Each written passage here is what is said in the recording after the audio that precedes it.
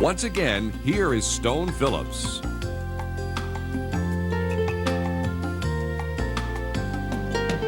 Would you bungee jump out of a helicopter if someone dared you?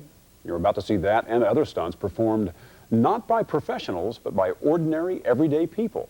Guests on a TV game show that dangles a prize and dares them to do something wild to win it. Think of it as Star Search meets Evel Knievel. Here's John Larson.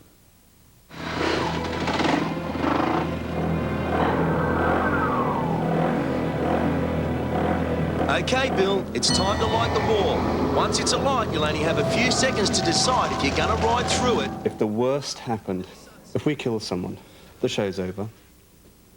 Frankly, our lives are over. Bill's through. Burning cardboard's wrapped across his face. He's riding blind. He hits the brake on grass, and the bike slides out from under him. Talk about television. Bill, are you all right? This show down in Australia called Who Dares Wins is unbelievable. Every week they dare some poor soul to do something totally outrageous. It's time. Like walk a plank between balloons.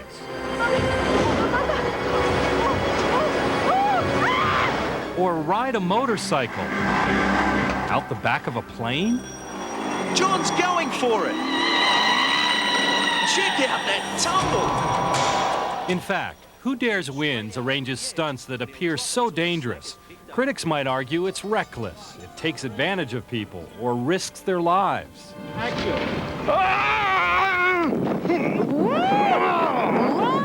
God! Oh, someone's gonna die over this! The show's host, Mike Whitney. So we don't make or force people into any situation at all.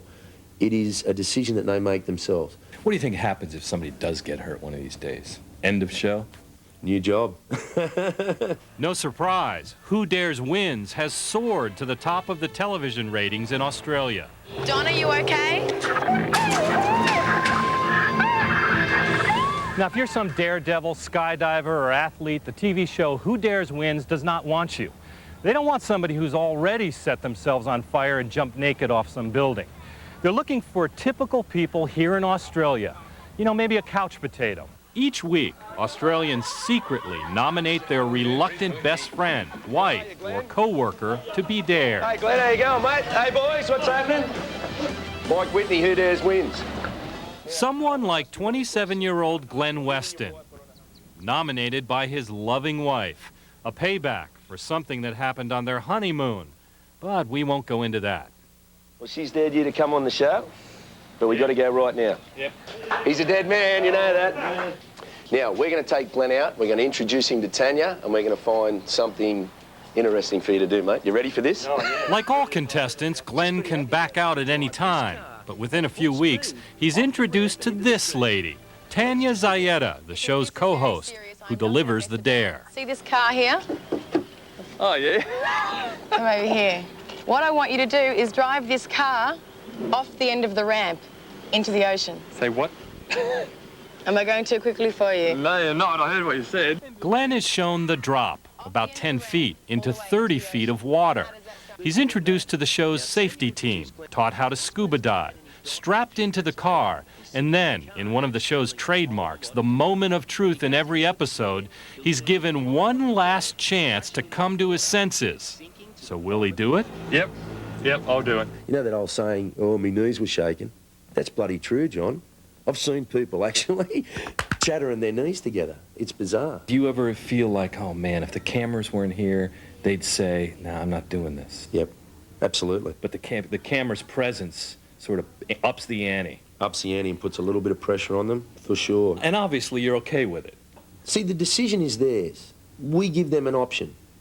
Yeah, it's stacked a little. No, I don't believe it's stacked. He can say, no, I don't want to do this. But he knows if he says no way, it goes on national TV. Yeah. All his friends back in the pub will be watching. Yeah. And that's his pressure. It doesn't make me feel bad at all. Not at all. So here's Glenn looking like he might be driving to his death. 2, 3, go. And Who Dares Wins calls it like it's a play-by-play. Ooh, geez, that's a hard landing. And just look how quickly the car's going down. For several minutes, everyone wonders, why isn't Glenn answering Tanya's radio calls? Why isn't Glenn coming up? 4 minutes, 5 minutes. Maybe this is no longer funny.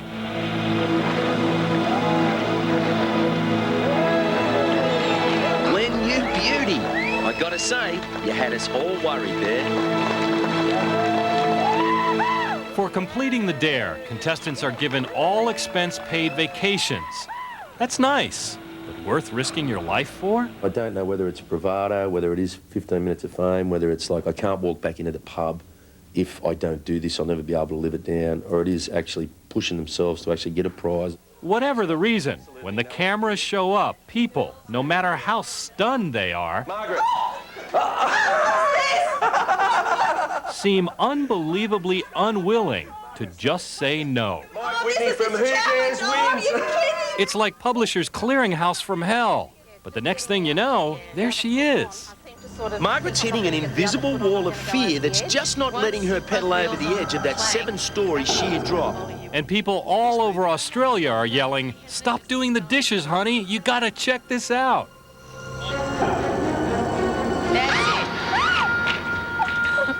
She's not hurt, but it's scenes like this, says the show's co-creator and producer, David Mason, that are the secret to Who Dares Wins. We feel if we're not having fun making it, then it's not going to be fun to watch. And also, if we're not frightened when we're making it, then something's wrong.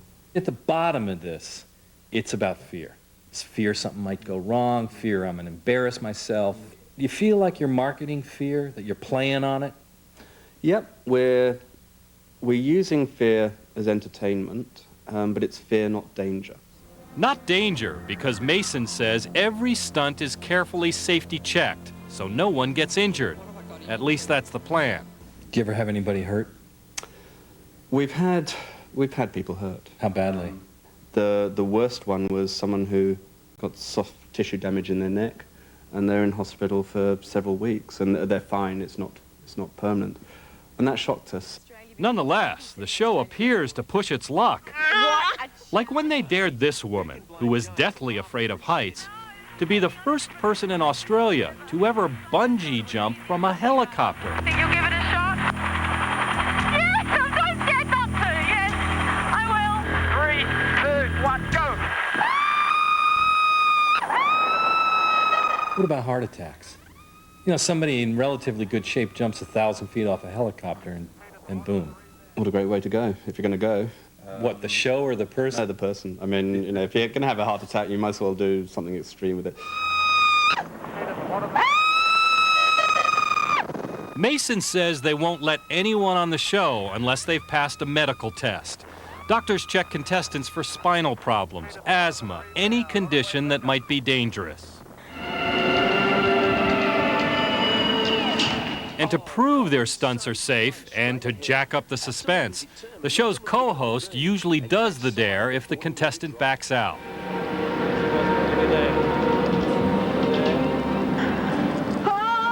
Now, sometimes the dares are so flat out over the top, there's no way anybody's going to do it. Like there was this time they filled a pool up with a bunch of crocodiles and asked the contestant to swim across it. Contestant wouldn't do it. Even beautiful Tanya, the Who Dares Wins correspondent, she wouldn't do it either.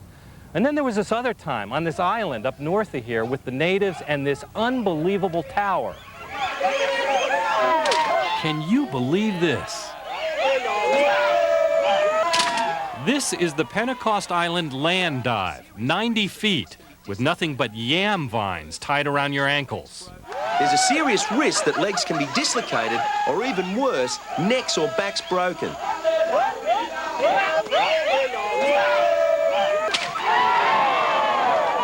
I've really got to ask you whether you want to go ahead with this. I'll give it a go. I was hoping you were going to say no.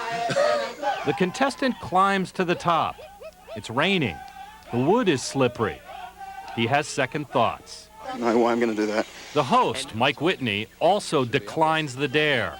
And on the very next dive, a vine snaps, and the village chief almost breaks his neck.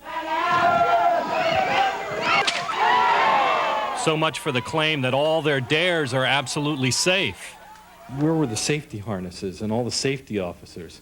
Well, that's like a It's like a bungee jump. The safety line is in the line itself. But it's a yam vine. It's not a bungee jump. This is the unpredictability. We just knew that they do this time and time and time and time again, and by and large, they don't hurt themselves. By and large. By and large.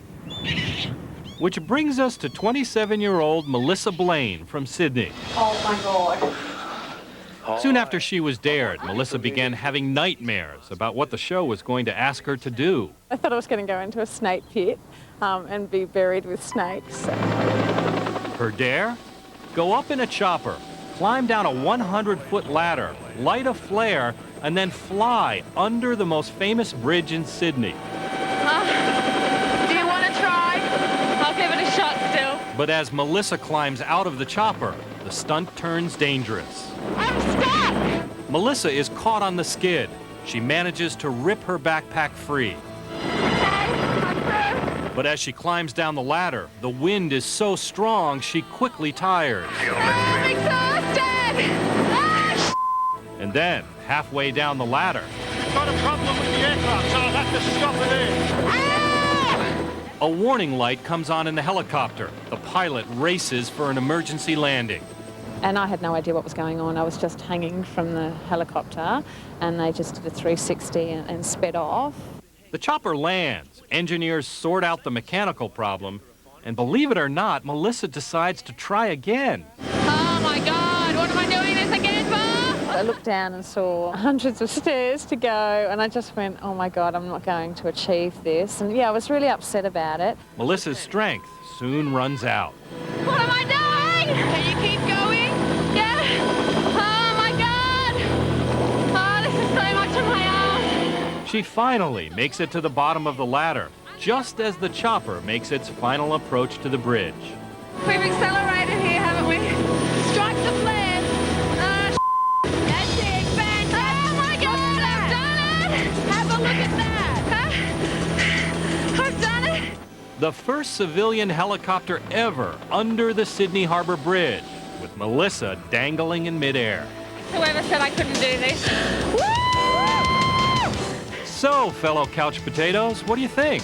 Is this great TV or a shameless exploitation of people's fears? Oh my God, that was unbelievable. I've done it! Well, we decided to test the producer of the show, a bluff, to see if he appreciates what he puts average Australians through every week. We pretended to turn the tables on him to see how he likes it. In the spirit of your show, your staff has nominated you. We've gone to great lengths, and they've gone back and gotten permission for one of the all-time classic dares. You afraid of heights? Yeah. To recreate your famous bungee jump from the helicopter. It's a 1,000-foot drop. Come on, mate, what do you say? I can't say no. I can't. You can't produce a show like this and say no to something like that. And he would have done it too, had we not let him off the hook. So if you're ever down under and this curly-haired guy comes walking towards you, Margaret! my advice? Either drop what you're doing and run, John! or be prepared to... Well, you get the idea. You did it! Good on you, mate! That's a big bang. That was a very big bang. Weekend Magazine with Stone Phillips will continue in a moment.